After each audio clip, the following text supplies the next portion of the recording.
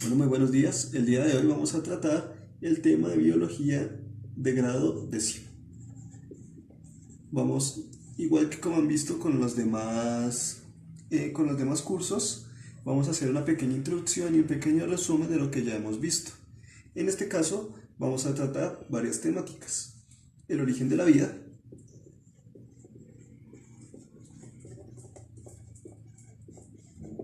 la célula inicial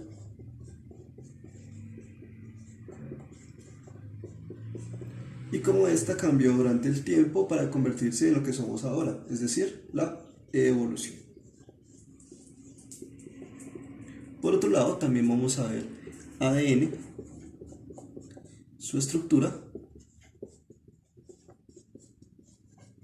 y llegaremos a la temática en la que estábamos la última ocasión, que es el paso de ADN a ARN y posteriormente a proteína, que es lo que hemos estado observando, pero inicialmente vamos a ver esta primera región. Muy bien, entonces vamos a ver las teorías del origen de la vida.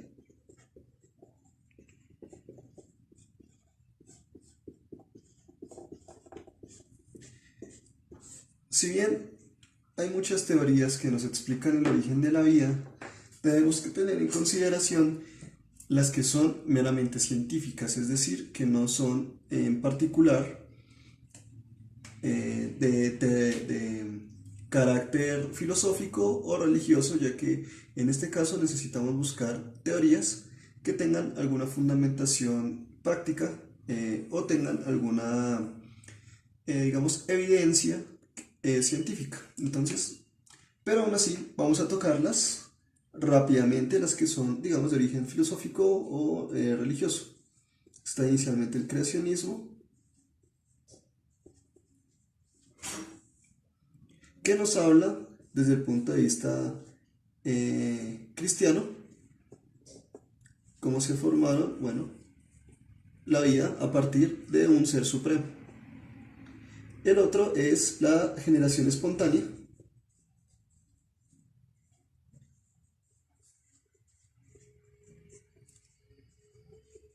que sería el de carácter filosófico, ya que fue propuesta por Aristóteles. Esta nos habla de que la vida puede surgir a partir de material inorgánico. La materia inorgánica es toda aquella que en realidad no está viva, que no está hecha de carbono, como la tierra, de pronto alguna fibra, y a partir de él se generan los animales más pequeños, como ratones, gusanos o moscas, y se supone que a partir de ellos se genera todo el demás resto de la vida.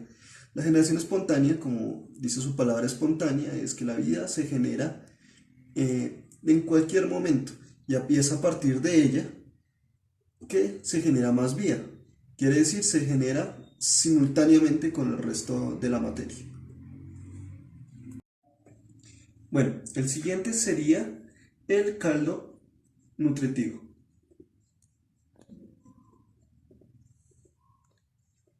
Este habla de que había un caldo inicialmente, es decir, un líquido con los nutrientes necesarios para el origen de la vida y que, bueno, corrientes eléctricas lograron juntar esas moléculas, volviéndolas cada vez más complejas hasta llegar a lograr un ser vivo.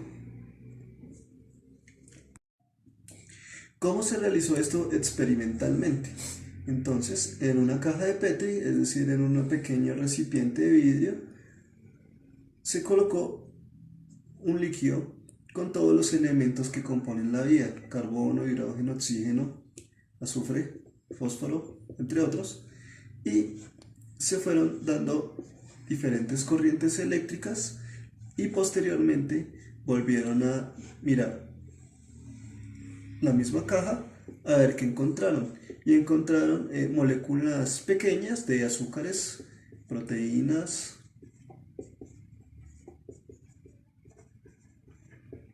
entre otras que componen la vida. Eso es, digamos, la parte experimental, la parte, digamos, de evidencia que demuestra que esto podría ser una de las formas en las que se generó la vida. La siguiente teoría es la panspermia. Es la que nos dice que en el planeta Tierra ingresaron algunos asteroides que tenían ya los componentes necesarios para generar la vida y fueron ellos, al golpear con la atmósfera terrestre, junto con las condiciones que se encontraban acá, como una buena temperatura, como la presión necesaria, como la cercanía al Sol, la que, junto con el asteroide, dieron las condiciones necesarias para que se generara la vida. Y la última es la teoría del ARN y ADN. ¿Qué nos dice esta teoría? Que las moléculas originales, las moléculas que definen la vida, que son el ADN y el ARN, ya se encontraban siendo parte de la Tierra desde un comienzo. Y fue su duplicación y su cambio el que fue generando pequeñas moléculas que se fueron cada vez volviendo más complejas hasta el punto de llegar a ser el primer organismo unicelular. Muy bien, esas son las teorías que existen sobre el origen de la vida. Ahora vamos a asumir que en alguna de esas teorías determinó la creación de la célula inicial. La primera célula que existió, vamos a primero mirar las condiciones que habían en la Tierra.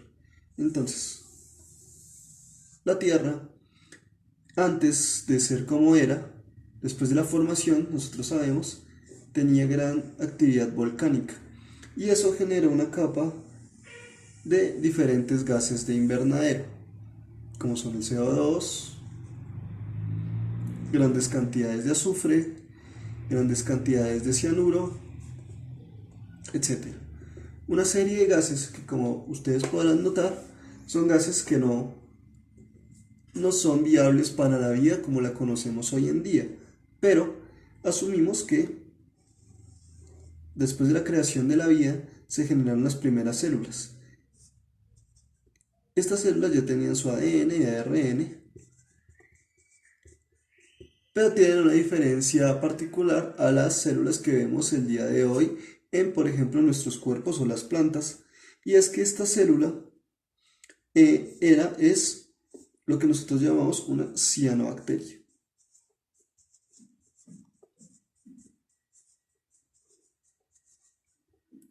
¿Esto qué quiere decir? Una cianobacteria es aquella célula que consume azufre, cianuro, entre otras moléculas que son de alta toxicidad para otros seres vivos, pero ellos pueden consumirlo y transformarlo en energía. Aparte, ellas inhalan CO2 y expulsan oxígeno, muy similar a cómo funcionan las plantas. Es decir, ellas generan la fotosíntesis. Fueron los primeros organismos fotosintéticos que existieron en la Tierra. Entonces,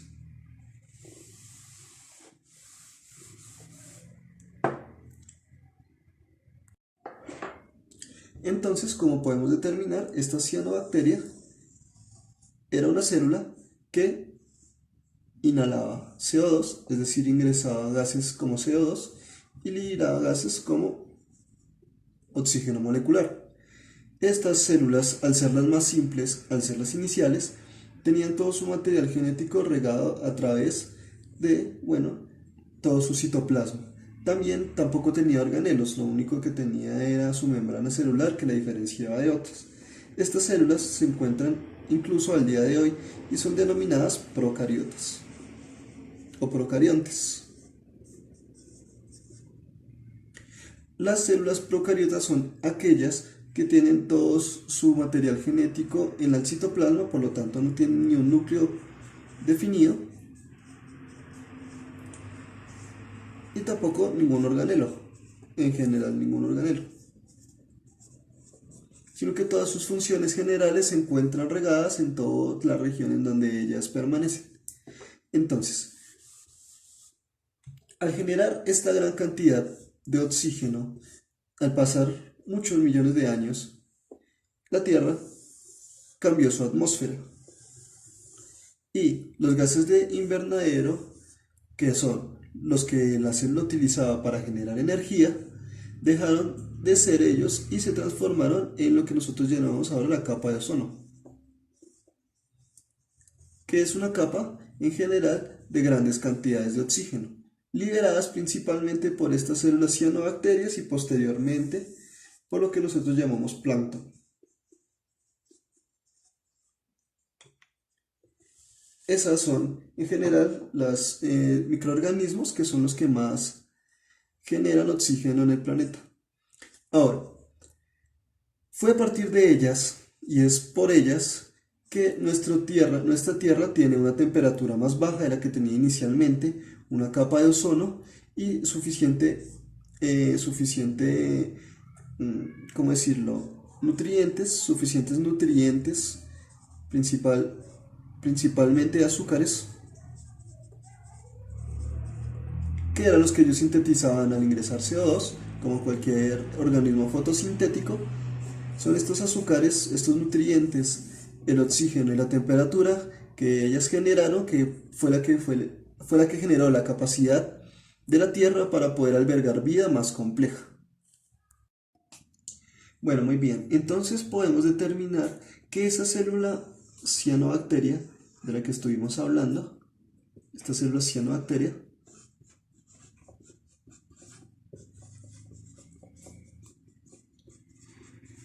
fue la bacteria inicial. Por lo tanto, nosotros todos los seres vivos en esta tierra, los organismos, tenemos un ancestro en común. Entonces hacemos lo que se llama, hasta cierto punto, un árbol genealógico, un árbol evolutivo, donde mostramos esta cianobacteria como poco a poco se fue transformando. Entonces, en general, esta célula tuvo dos caminos particulares en los que se transformó. Obviamente hasta el día de hoy todavía existen cianobacterias, sino que algunas de ellas se transformaron, cambiaron su ADN y se convirtieron en otros organismos diferentes. Como dijimos, esta célula es una procariota, así que cuando se mantuvo con esa línea, cuando se mantuvo, digamos, no cambió, sino que se mantuvo durante esa línea, se generó la línea de las procariontes o procariotas. Y algunas de ellas generaron lo que nosotros denominamos organelos y pues un núcleo definido, donde tenían su material genético. Estas células son las que nosotros denominamos eucariotas.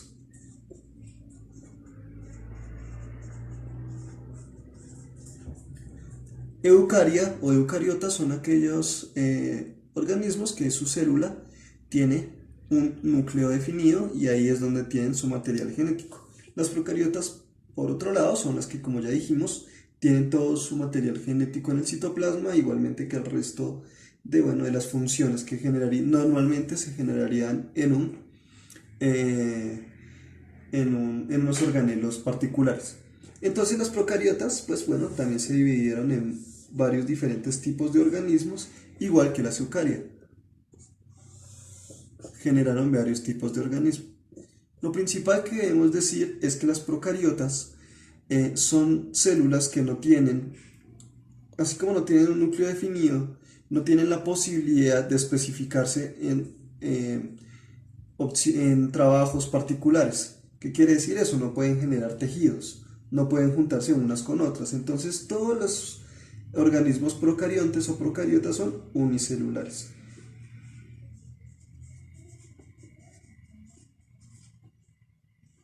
¿Qué quiere decir que sean unicelulares? Que cada organismo es una célula única. Las eucariotas, por otro lado, pueden ser tanto unicelulares como pluricelulares. Unicelulares, como dijimos, son los organismos que son una única célula, y pluricelulares los organismos que se conforman por más de una célula. Esto gracias a que, como generan organelos, pueden especificarse cada vez más en funciones particulares. Quiere decir, pueden generar el tejido, por ejemplo, hepático, o pueden generar el tejido de los ojos, el tejido epitelial, pueden generar diferentes tejidos para posteriormente formar órganos. Y así finalmente generar un individuo. Mientras que en este caso las procariotas no tienen esa posibilidad. Vamos a ver cada una de las células procariotas y cada uno de los organismos que tienen células eucariotas. Entonces las procariotas se dividen en dos: bacteria y arquea,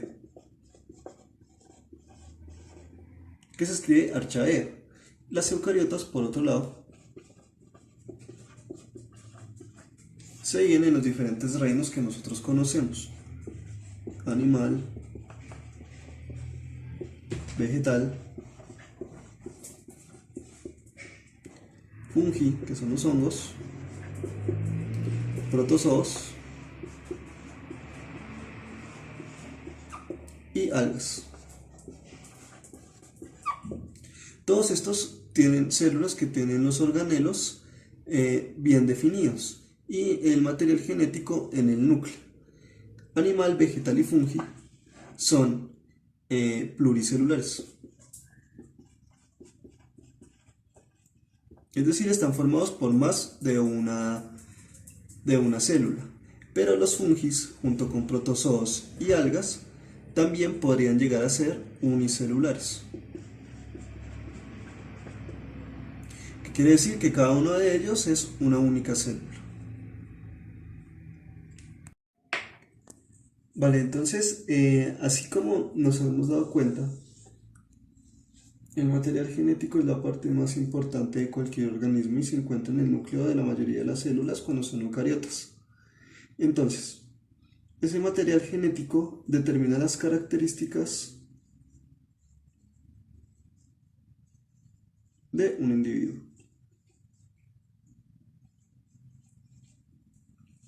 Entonces, estas características, ¿cómo se determinan? Siempre va a haber un 50% de las características del padre y un 50% de las características de la madre. Así, al momento de la gestación, la mitad del material genético viene el espermatozoide y la otra mitad del material genético viene el óvulo. Entonces, así podemos determinar que juntando dos diferentes genes se genera una única característica.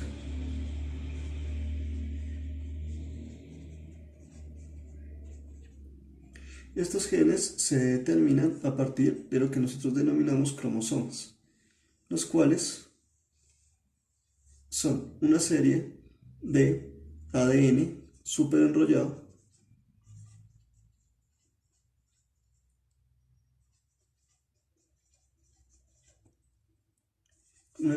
una sola hebra de ADN súper enrollado que genera, bueno, una característica particular en una región de ese ADN. Entonces, la forma más fácil de ejemplificar esto es observando los cromosomas masculino y femenino. El par de cromosomas XX determina la característica sexual de una mujer y el cromosoma XY es el que determina las características sexuales del hombre. Este XX significa dos cromosomas iguales, que como podemos ver normalmente tienen forma de X, y XY de un hombre es de esta manera. Como vemos, tiene una similitud a una Y. En realidad no es una letra Y, sino es un cromosoma que le falta una región. Esta región falta en el hombre debido a que determina en la mujer esta región faltante en el Y, faltante acá en el Y, determina en la mujer el órgano reproductivo, ya que es mucho más complejo que el órgano reproductor masculino y por lo tanto establece toda esa región de los órganos internos necesarios para la procreación y para la generación de nuevos individuos. Entonces, al determinar las características de un individuo nuevo, necesitamos saber las características de los padres. Esto se da a partir de una herramienta que nosotros llamamos el cuadro de Punnett.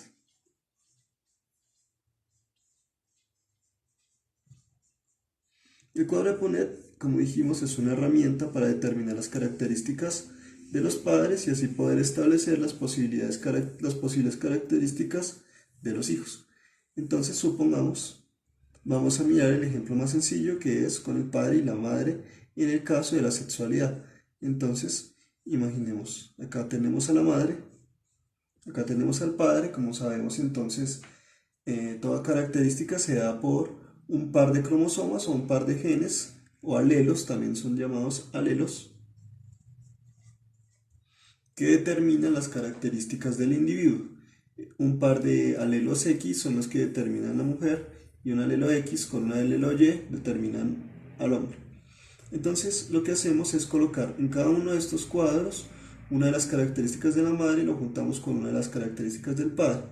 En este caso colocamos la X del padre y la X de la madre.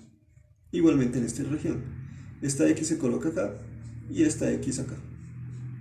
Y lo mismo en esta región, esta X viene acá y viene la Y. Y esta X viene acá y a este lado viene la Y.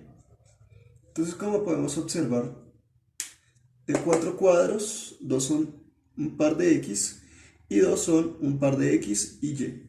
Lo que significa que el 50% de probabilidad, ya que este cuadro nos habla es de probabilidad,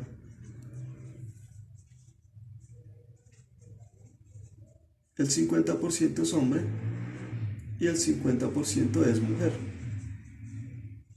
Esto no quiere decir que cuando haya una familia de 4 hijos vayan a salir 2 hombres y 2 mujeres, sino que hay un 50% de probabilidad de que cada uno de esos hijos salga hombre y un 50% de probabilidad de que cada uno de esos hijos sea mujer.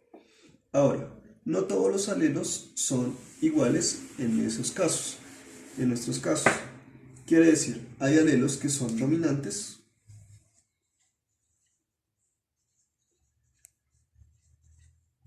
y hay alelos que son recesivos. Los alelos dominantes son aquellos alelos que al tener, por ejemplo, supongamos que vamos a realizar un ejemplo de un cuadro de Punnett para establecer el concepto de un alelo dominante. Entonces imaginemos que hay una madre que tiene ojos verdes. Vamos a establecer los ojos verdes como un par de alelos de letra minúscula. Y un padre de ojos negros lo establecemos como un par de letras mayúsculas. Entonces, en este caso, el dominante serían los ojos negros, ya que son los que se establecen con mayor facilidad en la población. Entonces, hacemos lo mismo que acabamos de hacer con los genes sexuales.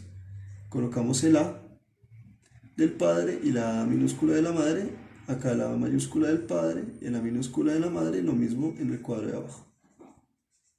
Como podemos observar, los 4 cuadros son exactamente iguales, por lo tanto el 100% de los hijos no hay posibilidad de que sean diferentes, van a tener las mismas características. Pero ¿cuál característica es esa? Observamos que hay una letra mayúscula y una letra minúscula. La letra mayúscula es ojos negros y la letra minúscula ojos verdes. Pero al existir una letra mayúscula, esa es la que termina predominando. Así que los niños van a salir siempre, 100% todos con los ojos negros. Eso es el carácter de dominancia que tiene un alelo. Es la mayúscula, quiere decir la letra, que determina o que establece cuál es la característica que tiene más posibilidad de expresarse. Y los recesivos, por lo tanto, como podemos observar en el ejemplo de los ojos verdes, se expresaría únicamente cuando ambas letras sean minúsculas. Muy bien, hasta el momento terminamos acá la clase de biología. La próxima clase continuaremos a partir de acá y seguiremos observando unos ejercicios y de ahí en adelante lo que continúa. Muchas gracias.